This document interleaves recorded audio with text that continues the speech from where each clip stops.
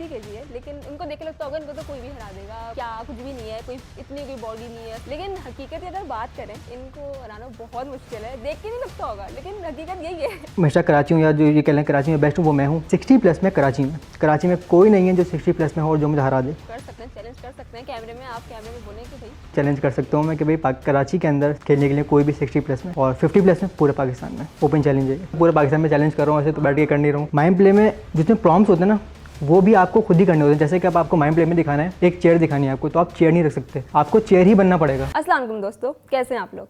मैं हूं आपकी होस्ट सबा खान, और जैसे कि आप जानते हैं कि हम अपनी पॉडकास्ट में उन लोगों को बुलाते हैं जो अपनी लाइफ में कुछ नया, कुछ अलग और कुछ हटके कर रहे होते हैं। तो ऐसे ही एक गेस्ट हमारे साथ मौजूद हैं जिन्होंने अपने शौक़ से, अपने पैशन से काफ़ी कुछ हासिल कर लिया है। अगर उनको मल्टी टैलेंटेड इंसान कहा जाए तो वो गलत नहीं होगा, क्योंकि जितना मैं उनको जानती हूँ, वो जिस चीज़ में पार्टिसिपेट करते हैं वो चीज़ जीत के ही आते हैं।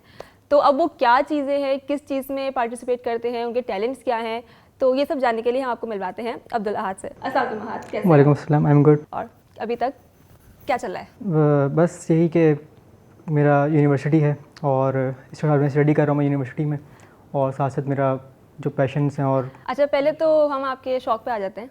ये एक्टिंग का शौक़ कहाँ से आया? एक्टिंग का शौक़ मुझे स्कूल से आया था। स्कूल में जब मैं 9वीं क्लास में मैंने जिम स्टार्ट की, तो जिम जब मेरी बॉडी वगैरह फिजिक मेरी अच्छी बन गई थी, तो मेरे दोस्तों ने कहा कि मुझे मॉडलिंग वगैरह करनी चाहिए। तो मैंने मॉडलिंग में कोशिश करी, लेकिन due to some negative reasons मैं मॉडलिंग में आगे नहीं जा पाया। तो और मैंने खुद आगे कंटिन्यू नहीं करी, मेरे घर वालों की तरफ से परमिशन नहीं थी। उसके बाद फिर मुझे एक्टिंग का शौक़ हुआ मॉडलिंग से ही। तो एक्टिंग में भी सेम ऐसे ही कुछ सीन था, तो जिसकी वजह से फिर मैंने एक्टिंग को रोक दिया। तो उसके बाद शौक़ तो मेरा था ही, लेकिन जब मैं अपना कॉलेज कंप्लीट करके मैं यूनिवर्सिटी में आया, तो कराची यूनिवर्सिटी से हूँ मैं, तो कराची यूनिवर्सिटी में थिएटर होता था। और जब मुझे थिएटर के बारे में पता चला, तो फिर मुझे इसमें इंटरेस्ट दोबारा आया, और मैंने कहा कि अपना शौक़ अगर मैं नहीं कर पाया तो फिर यहाँ मैं पूरा कर सकता हूँ। तो फिर मैंने अपने कोशिश की कि मुझे ऑडिशंस में मौका दिया जाए। तो मुझे पता चला कि वहाँ पे एक वर्कशॉप हो रही है। उस वर्कशॉप में आपको सिखाते भी हैं कि थिएटर के बेसिक्स सिखाते हैं आपको, और वहाँ पे ऑडिशंस भी होते हैं। तो मैंने अपना ऑडिशन दिया, मेरी ज़िंदगी का पहला ऑडिशन था वो। अच्छा, मज़े की बात ये है कि जिस ऑडिशन में अब्दुल अहाद गए थे, वहाँ पे मैं भी गई। हमारी मुलाकात वहीं पर ही हुई थी। हाँ। तो मैंने वहाँ पे ऑडिशन दिया, और मुझे उम्मीद नहीं थी कि मैं हो जाऊँगा, बस मैंने देख दिया था कि मतलब होता क्या है, किस तरह होता है। हाँ। तो लेकिन मैं सेलेक्ट हो गया वहाँ पे। और इत्तेफाक से हमने वो एक्ट भी साथ किया, हमने साथ काम किया हुआ है एक थिएटर में। तो जो हमें पहला थिएटर मिला था, पहला प्ले मिला था, वो हमारा साथ ही था। वो हमारा साथ ही था, और काफ़ी कुछ हमने सीखा उससे। हमने वो 2 महीने शायद वो चला है, और 2 महीने हमने बहुत सीखा है उससे। एक थिएटर से ना बहुत सारी चीज़ें सीख ली हमने। बहुत ज़बरदस्त दिन थे वो, बहुत अच्छे थिएटर गया वो हमारा, और बहुत अच्छी रिहर्सल थी हमारी। और जब हमारा प्ले हुआ वो आर्ट काउंसिल में हुआ था, और बहुत ज़बरदस्त वो प्ले किया। प्ले इतने बड़े प्लेटफॉर्म पे होना कितनी बड़ी बात थी, मतलब मेरा ही फर्स्ट टाइम था। तो यहाँ से फिर मुझे एक्टिंग मैंने कंटिन्यू की दोबारा अपनी, लेकिन शौक़ में की, क्योंकि इसको आगे मैं अपना फ्यूचर नहीं बना पा रहा था अपने घर वालों की वजह से। लेकिन बस मेरा शौक़ था, वो मैं शौक़ के लिए मैंने कर लिया। तो बस थिएटर यहीं से मैं करता हूँ। तो मैंने सुना था कि इसके बाद जो आपने एक और थिएटर किया था जिसमें आप लोग शायद विनर थे एक कंपटीशन के, उसके बारे में बताएं जरा हमारे लोगों को। वो था प्ले, वो एक्चुअली माइम प्ले था। अच्छा, अब माइम प्ले ऐसा होता है कि एक थिएटर जो होता है ना, उसमें आप एक्टिंग करते हैं, अपने बोलते हैं, एक्टिंग करते हैं, एक्ट करते हैं।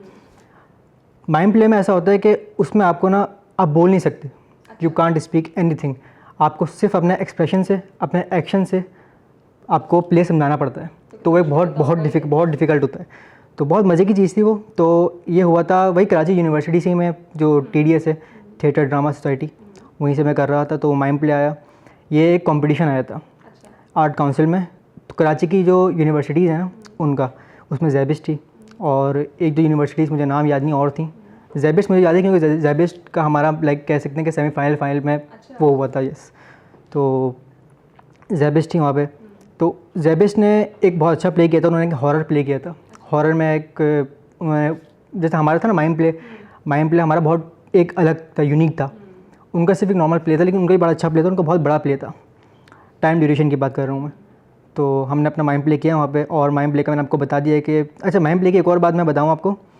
माइम प्ले में सिर्फ आपको ये नहीं कि सिर्फ आपको एक्ट करना है, जितने प्रॉम्प्ट्स होते हैं ना, वो भी आपको खुद ही करने होते हैं। जैसे कि अब आपको माइम प्ले में दिखाना है, एक चेयर दिखानी है आपको, तो आप चेयर नहीं रख सकते, आपको चेयर ही बनना पड़ेगा। अब जैसे हमारा माइम प्ले में था, मैं एक अलमारी दिखानी थी, तो 2 बंदों को हमने ऐसा खड़ा किया, एक बंदा आगे खोलता है ऐसे करके, उसमें से कोई चीज़ निकालता है ऐसे ना। तो बीच में एक बंदा ऐसे करके दुपट्टा लेके खड़ा हुआ होता है, वो कैसे खोलते हैं, वो दुपट्टा ऐसे करके उठाते हैं, तो ऑडियंस तो को समझ में आ जाता है कि ऑडियंस को समझ आता है। हमें करना ही इतना अच्छे तरीके से होता है, हमारी इतनी अच्छी प्रैक्टिस हुई भी होती है कि ऑडियंस को समझ आ जाता है। इस वाले प्ले में कितना टाइम लगाया था आप लोगों ने? इस प्ले में रिहर्सल वगैरह का टाइम पूछ रहे हैं? रिहर्सल का टाइम? यस, इसमें हमें इसमें 2 हफ्ते लगे थे क्योंकि हमारे पास टाइम बहुत कम था, बहुत कम टाइम होता है। अब हमने डेली हमारी रिहर्सल्स होती थी। अगर हम कंपेयर करें तो पहला वाला प्ले 2 महीने में हमने रिहर्सल 2 महीने करी थी, और ये 2 हफ्ते में कर भी लिया और जीत भी लिया। जरा जीत का बताए, कैसी फीलिंग थी? जीत का तो हमें अंदाज़ा नहीं था कि हम जीत जाएंगे, हम तो बस कर लिया। जैसे कि मैंने बताया कि थिएटर शौक में ही कर रहे थे हम सब, तो और भी जो हमारे थे जो थिएटर कर रहे थे, एक्टर्स थे, वो सब भी शौक में ही कर रहे थे। तो बस एक कंपटीशन हुआ तो हमने कहा ट्राई करना चाहिए, तो हमें लेकर गए, हमारे जो प्रेसिडेंट थी और सब पूरी टीम हम गए। तो अब हमारी चीज़ इतनी यूनिक थी, और भी जो यूनिवर्सिटीज़ थी ना वो सिर्फ ऐसे ही प्ले कर रहे थे जो नॉर्मल थिएटर के प्ले होते हैं, बोलते हैं, एक्ट करते हैं। हमारा बिल्कुल यूनिक था। जैसे कि मैं आपको बताया कि माइम प्ले कितना यूनिक होता है, और सबसे बड़ी बात है कि आप करते हो लेकिन ऑडियंस को समझ आ रहा है या नहीं, वो सबसे इंपॉर्टेंट है। ऑडियंस का इतना शोर था ना, हम जो कर रहे ऑडियंस को समझ आ रहा है, और वो बहुत शोर हो रहा था उसमें। तो जो हमारे जजेस बैठे हुए थे और उन लोगों ने ये फैसला किया कि हम विनर्स हैं, तो अचानक हमारा नाम हुआ कराची यूनिवर्सिटी का, सब उछल गया बिल्कुल। तो ये था हमारा कि हम वो बेस्ट स्क्रिप्ट अवार्ड जीते थे हम। बड़ी बात है। और उसके अलावा विनर का भी वो शील्ड मिली होगी? यस, शील्ड्स मिली थी और एक ट्रॉफीज़ मिली थी विनर्स की, पूरी एक टीम को ट्रॉफी मिली थी। तो जैसे कि अभी मैंने आपको बताया था कि हम हाथ के शौक की बात करेंगे। अच्छा, अभी तो मैंने आपको मिलवा दिया है हाथ के शौक से, अब मैं आपको जो मिलवाऊंगी ना वो पाकिस्तान के सबसे स्ट्रॉन्गेस्ट बॉय हैं, ठीक है। उनका वेट सिर्फ 60 kg है, लेकिन उनको देख के लगता होगा इनको तो कोई भी हरा देगा, मतलब क्या कुछ भी नहीं है, कोई बॉडी नहीं है, सब कुछ। लेकिन हकीकत की अगर बात करें तो इनको हराना बहुत मुश्किल है। देख के नहीं लगता होगा, लेकिन हकीकत यही है इनको हराना बहुत मुश्किल है। तो अब जिनकी बात मैं कर रही हूँ ये हैं the professional arm wrestler of Pakistan, Abdul Ahad, as known as the speed demon. अब मुझे बताएं कि ये नाम कहाँ से आया, स्पीड डेमन, ये क्या है? अब जैसे कि आपने बताया कि आर्म रेसलर का पाकिस्तान का स्ट्रॉन्गेस्ट आर्म रेसलर, तो पहले एक बात मैं क्लियर कर दूं, पाकिस्तान का स्ट्रॉन्गेस्ट आर्म रेसलर 50 kg में, ठीक है। तो उसमें कैटेगरीज होती हैं। अच्छा। अब जैसे मैं 50 kg का, मेरा वेट 60 kg है, लेकिन ओवरऑल पाकिस्तान में मैं 50 प्लस में नंबर 1 हूँ, ठीक है। ये मेरा मानना है और लोगों का ही मानना है काफ़ी। तो इसमें ये होता है, अब जैसे 50 प्लस का जो हमेशा कराची हूँ, या जो ये कह लें कराची में बेस्ट हूँ, वो मैं हूँ। 60 प्लस में कोई और होगा, 70 प्लस में कोई और होगा। तो पाकिस्तान में 50 प्लस में अपना पूरा नंबर 1 मैं समझता हूँ, और 60 प्लस में कराची में कोई नहीं है जो 60 प्लस में हो और जो मुझे हरा दे, और मैं अभी तक अनबीटेबल हूँ। आप वो कर सकते हैं, चैलेंज कर सकते हैं कैमरे में, आप कैमरे में बोलें कि भाई। बिल्कुल चैलेंज कर सकता हूँ मैं कि भाई कराची के अंदर 60 प्लस में आई एम अप खेलने के लिए, कोई भी 60 प्लस में, और 50 प्लस में पूरे पाकिस्तान में ओपन चैलेंज है। अच्छा, आर्म रेसलिंग के बताएं कि ये मतलब है क्या, कैसे होती है, कुछ बताएं। आर्म रेसलिंग बेसिकली एक आर्म बैटल है, लाइक इसको मैं अगर आसान अल्फाजों में समझाऊँ तो पंजेबाजी। सब जानते होंगे कि पंजे लड़ाना क्या होता है, लेकिन किसको ये नहीं पता होगा ना कि इतने बड़े लेवल पे होती है। यस, किसी को भी, मतलब बहुत कम लोगों को पता होगा, है ना। जो आर्म रेसलर्स हैं सिर्फ उन्हीं को पता होगा ये कितने बड़े लेवल पे हो रही है, इंटरनेशनल लेवल पे हो रही है। तो अब आर्म रेसलिंग यही है कि भाई पंजेबाजी। अब लोगों को तो यही है कि भाई लोग बाइक पे लगाना शुरू कर देते हैं, बाइक की जो वो गद्दी होती है उस पर। स्कूल में ज़्यादातर लोग स्कूल में शुरू करते हैं, इवन कि मैंने खुद स्कूल में शुरू की है। स्कूल में क्या कहीं भी रैंडमली ऐसे ही शुरू कर देते हैं, लड़कियां भी कर लेती हैं ऐसी। ऐसी वो बस एक जान का होता है कि भाई जान किसी में आज जितने किसी में आज जान है, लड़ाते हैं। तो स्कूल की डेस्क पर लड़ा रहे होते, मैंने भी वहीं से शुरू किया था, और अंदाज़ा ही नहीं था कि ये एक प्रोफेशनल गेम है, इसकी एक टेबल होती है, इसकी प्रॉपर ट्रेनिंग होती है, नहीं पता था मुझे उस वक्त। तो स्कूल में तो वैसे ही किया मैं, और जब मैं फर्स्ट ईयर में आया मैट्रिक के बाद, तब मुझे पता चला कि आर्म रेसलिंग बेसिकली एक ऐसा स्पोर्ट है जो कि इंटरनेशनली इतना ऊपर है, और एक प्रोफेशनल गेम है, एक स्पोर्ट्स माद है। तो फिर मेरा इसमें इंटरेस्ट डेवलप हुआ। उसके बाद मैं जिम तो करता ही, जैसे कि मैंने आपको पहले बताया कि 9 से ही। तो जिम से आपको कोई हेल्प हुई आर्म रेसलिंग में? यस, हाँ, बहुत हेल्प हुई। अब जिम करने से आपकी स्ट्रेंथ वगैरह बढ़ी आती है, आपकी अच्छी बॉडी बन जाती है। तो वहाँ से मुझे आर्म रेसलिंग का शौक चढ़ा। तो फिर मैंने इस रिसर्च करी इस पर कि आर्म रेसलिंग है क्या, कहाँ होती है। अगर मैं यहाँ कराची में बैठ के करना चाहूँ तो कहाँ होती है। तो फिर मुझे पता चला कि कराची में प्लेटफॉर्म्स हैं, कम्यूनिटीज़ बनी हुई है आर्म रेसलिंग की, बहुत बड़ी बड़ी कम्युनिटीज़ बनी हुई है। ABL है, आर्म बस्टर लीग, कराची की सबसे बड़ी वो आर्म रेसलिंग लीग है, ठीक है, कम्युनिटी है। और उसके बाद खानज़ादा इक्विपमेंट्स हैं, और ज़रार है, और ऐसे और भी हैं कम्युनिटी हैं। तो वहाँ पे प्रोफेशनल आर्म रेसलिंग होती है। तो फिर वहाँ मैंने ये सिखाई जाती है, वहाँ मैचेस होते हैं। कोई भी चीज़ खुद नहीं सीख सकते आप, आपको एक कोच हमेशा चाहिए होता है, ठीक है, आपको एक टीचर चाहिए होता है। तो मुझे काफ़ी लोगों ने सिखाया, मैं ये नहीं कह सकता कि मेरा कोई एक टीचर है, तो मेरे काफ़ी कोचेस रहे हैं। आदिल भाई सबसे जो मेरे पहले टीचर थे ना, वो बता दूँगा आदिल भाई हैं वो, और सब उनको जानते होंगे आर्म रेसलिंग कम्युनिटी में। आदिल भाई और फिर रहीम भाई खानज़ादा, उन्होंने काफ़ी सिखाया है मुझे। और ऐसे ही मैं ABL में बहुत सीखा हूँ और अभी तक ABL में ही सीख रहा हूँ मैं। तो सीखने तो खैर सारी ज़िंदगी चलता रहता है, आप कभी भी कंप्लीट नहीं बन सकते, कुछ ना कुछ आप सीखते रहते हो। तो फिर वहाँ से मैंने आर्म रेसलिंग शुरू की प्रोफेशनल, और मुझे अब आर्म रेसलिंग करते हुए पूरे आई थिंक 5 साल हो गए हैं। 5 साल? यस। तो 5 साल से इस फील्ड में हैं? यस, 5 साल से प्रोफेशनल आर्म रेसलिंग में हूँ मैं। एक्सपीरियंस होगा मतलब? यस अल्हम्दुलिल्लाह काफ़ी एक्सपीरियंस है, तभी तो मतलब मैं पूरे पाकिस्तान में चैलेंज कर रहा हूँ, ऐसे तो बैठ के कर नहीं रहा हूँ। तो यस। अच्छा, अब ये बताएं कि लाइक शुरू में आपने स्टार्ट किया होगा तो आसान तो बिल्कुल नहीं होगा शुरू के 5 साल। लाइक चलो 1-2 साल की बात करें कि शुरू में आसान तो नहीं होगा। अब जैसे आप इतने प्रोफेशनल हो गए हैं, आप किसी को भी चैलेंज कर रहे हैं, कोई भी आ जाओ मुझे हरा दो, तो शुरू में कैसा था लाइक स्टार्टिंग के वक्त? स्टार्टिंग में तो मैं आपको बताऊँ, शुरू के 2 साल मैंने सिर्फ फेलियर फेस किया, सिर्फ मैं हारा हूँ। मेरी इंजरीज़ हुई हैं, हाथ मतलब हिलता भी नहीं था, क्योंकि ज़ाहिर है आपका हाथ यूज़ टू ही नहीं है। इसमें बोन्स का सारा गेम है, मसल्स का गेम है, आपके मसल्स टिश्यू आपके फट सकते हैं, माइनर मेजर इंजरीज़ हो सकती हैं। काफ़ी हुए हैं। एक गोल्फ़र आता है, गोल्फ़र का मसल आपका फट जाता है, तो इस तरह की चीज़ें होती हैं। यहाँ से आर्म रेसलिंग पे शुरू की मैंने और अभी तक चल रही है। फेलियर को फिर ऐसे किया कि क्योंकि सोचा तो होगा कि यार नहीं हो पा रहा, छोड़ देता हूँ या नहीं हो पा मुझे घर वाले मुझे बोलते थे कि मतलब क्या हर वक्त हाथ पे पट्टी बांध के बैठ रहे हो, क्या मसला है, क्या इस तरह है ना, दवाइयाँ चल रही हैं। तो बस इतना शौक हो गया था मुझे आर्म रेसलिंग का, इतना शौक, क्योंकि ना स्कूल से था। स्कूल में भी मतलब दोस्तों से मैं लड़ाता था, हारता था, हराता था, तो एक शौक बहुत था आर्म रेसलिंग का शुरू से ना। जब पता चला कि प्रोफेशनल होती तब तो और शौक बढ़ गया। तो फिर ये है कि मैं हारता बहुत था, तो उसके बाद ये है कि मैंने जो मेरे सीनियर्स थे उनसे मैंने बात की कि भाई मुझे बताएं कि किस तरह मैं और अच्छा बन सकता हूँ। तो उन्होंने मुझे बताया कि इसकी प्रॉपर अलग डाइट होती है, इसकी अलग ट्रेनिंग होती है, और इसमें रेस्ट देना पड़ता है, और जिम के साथ साथ करना आर्म रेसलिंग बहुत मुश्किल होती है। क्यों? तो आपने बोला जिम से स्ट्रेंथ मिलती है, तो फिर हेल्प होता होगा ना, मुश्किल क्यों है? अगर आपको प्रोफेशनल आर्म रेसलर बनना है ना, बिल्कुल, तो आपको जिम भी साथ साथ चलाना बहुत मुश्किल हो जाता है। इसको मैं आपको समझाता हूँ। पूरी इसके पीछे कह लो एक लॉजिक, एक साइंस है। वो ये है कि आर्म रेसलिंग में ऐसा है कि आप पूरे 5 दिन ट्रेनिंग या आर्म रेसलिंग नहीं कर सकते। अच्छा। ठीक है, क्योंकि उसमें आप जान लगाते हो, उसमें आपकी बोन्स में पेन आ जाता है, मसल से पेन आ जाता है, तो आपको रेस्ट देना लाजमी है, रेस्ट बहुत लाजमी है। तो आर्म रेसलिंग आप की अगर अच्छी रिकवरी है ना, बहुत अच्छी रिकवरी है, तो आप 3 दिन कर सकते हो। लेकिन अगर नॉर्मल जैसे रिकवरी होती है ज़्यादातर लोगों की, वो आप 2 दिन में ही 2 दिन कर सकते हो, वीक में 2 बार।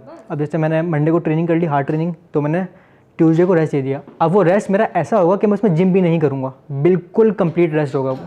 ठीक है, तो ऐसा होगा। तो अब जिम नहीं करूँगा, तो मैंने अभी आपको कहा ना कि जिम के साथ करना मुश्किल होता है, तो मेरे जिम का डे ख़त्म हो गया। तो ज़ाहिर है मेरी जिम डिस्टर्ब हो गई मेरी। अब जिम 5 दिन करनी है, आर्म रेसलिंग 2 दिन करनी है, तो फिर मैं कैसे कर सकता? तो ऐसे करना बहुत मुश्किल होता है, लेकिन मैं साथ साथ चला रहा हूँ। अब इसके बारे में बताएं कि आपने आर्म रेसलिंग में क्या क्या जीता हुआ है, कितने टाइटल्स जीते हैं, उसके बारे में तो बताएं थोड़ा। आर्म रेसलिंग में मैंने तो जैसे कि आपको बताया कि तो बताएं लाइक छोटे से लेके फिर आपने कितने बड़े बड़े टाइटल्स जीते हैं? तो मैंने तो आपको बता चुका हूँ कि शुरू के 2 साल तो मैंने सिर्फ फेलियर ही फेस किया, तो वहाँ तो मेरी कोई अचीवमेंट नहीं थी। लेकिन जब मुझे गेम समझ आ गया ना, ये गेम बेसिकली है क्या, उस पर फिर जब मैंने काम करना शुरू किया, मैंने उसमें मेहनत करना शुरू की ना, जो मेरा हाथ रिकवर हुआ, मुझे टेक्निक्स का पता चला। क्या टेक्निक्स का मैं कहता हूँ कि 70% गेम है। अच्छा, अब जैसे आपने बताया कि आपने फेलियर बहुत फेस किया है 2 साल में, तो उसमें कभी ऐसा हुआ कि आपको किसी ने बुली किया हो? मुझे बिल्कुल बुली किया गया है। आर्म रेसलिंग में तो नहीं किया, आर्म रेसलिंग में मतलब जब मैं सीखने लगा तब नहीं किया गया, स्कूल में किया गया था मुझे बुली। तो मैं उसका नाम लूँ नहीं लूँ, मजा नहीं ले सकते। मुजम्मिल नाम था उसका, भाई मुजम्मिल तो मुझे पता देखोगे। तो मुजम्मिल पता नहीं मुझे चिढ़ता था या क्या सीन था, मुझे नहीं पता। कुछ नहीं कह सकते। तो लेकिन उस वक्त मुझे बहुत बुली करता था, लिटरली वो मुझे मारता था भाई, मुझे दूसरे लड़के बजाते थे वो। अच्छा, उसको भी जिम का शौक था, क्लास में सिर्फ हम 2 लड़के, इनको जिम का शौक था, और उसे भी वो भी जिम करता था, मैं भी जिम। तो शायद उसमें उसको टसल होगी। अच्छा, हाँ। फिजिक पर टसल होगी इसे, और हमारे पंजी भी होते थे, कभी मैं उसको हराता था, कभी वो मुझे हराता था। तो अब मैं लड़ाई में शुरू से नहीं हूँ ना, उस वक्त में। अब वो मुझे भाई मारता था, मैं क्या करूँ, मेरे दूसरे दोस्त में बजाते थे, तो वहाँ मैं बुली हुआ था। और वहाँ पे मुझे और शौक चढ़ा कि मैं और अच्छी फिजिक बनाऊँ और जिम करूँ। तो फिर वहाँ से मैंने जिम स्टार्ट की तो फिर मैं आर्म रेसलिंग में आ गया। आर्म रेसलिंग में फिर मैं यहाँ बैठा हूँ अल्हम्दुलिल्लाह। और लेकिन अब वो मुझे हरा नहीं पाता बिल्कुल भी। अच्छा, अब ये बताएं कि आपने बताया कि राजनीति में पढ़ते हैं, तो आप साथ में पढ़ भी रहे हैं, आप जिम भी देख रहे हैं, आप आर्म रेसलर भी हैं, तो वो मैनेज कैसे होता है? बहुत डिफ़िकल्ट है, लेकिन वही बात है ना कि जहाँ मेरा पैशन और जहाँ मेरा शौक है ना, वहाँ मैं कुछ भी कर सकता हूँ। और मैं किसी भी तरह मैनेज कर सकता हूँ, लेकिन मुश्किल है। और फिर वो 1-2 बजे तक मेरी क्लासेस होती हैं। अब बीच में मैंने यूनिवर्सिटी से मैंने कुछ खा लिया, और मतलब डाइट तो घर की होनी चाहिए। तो सबसे पहले जो डिफ़िकल्टी मुझे आती है वो यहीं पर आती है, डाइट में मैनेज नहीं कर पा रहा होता। अब मैं यूनिवर्सिटी से आता हूँ घर पे आके मैं सो जाता हूँ, फिर मुझे जिम जाना होता है, तो जिम में करता हूँ, फिर मुझे यूनिवर्सिटी का असाइनमेंट वगैरह घर में पढ़ना भी होता है। तो इस तरह मैनेज करना बड़ा मुश्किल होता है। और जिम का डिफ़िकल्ट मैंने इसलिए कहा कि जिम का मुझे अलग टाइम निकालना पड़ता है, आर्म रेसलिंग का मुझे अलग टाइम निकालना पड़ता है। जिम की डाइट अलग है, आर्म रेसलिंग की डाइट अलग है। जिम की ट्रेनिंग अलग है। आसान किया जाता है? आसान मैं ये कह सकता हूँ कि भाई अगर मेरा शौक है ना, तो मेरे लिए कुछ भी मुश्किल नहीं है, दोनों चीज़ें मेरे लिए आसान है। अगर दूसरे लोगों को बताएं हम, इसका तो मैं क्या ही कह सकता हूँ, लाइक वो उनको पता है कि उनको क्या ज़्यादा अच्छा लगता है, वो कर सकते हैं, क्या उनका शौक है।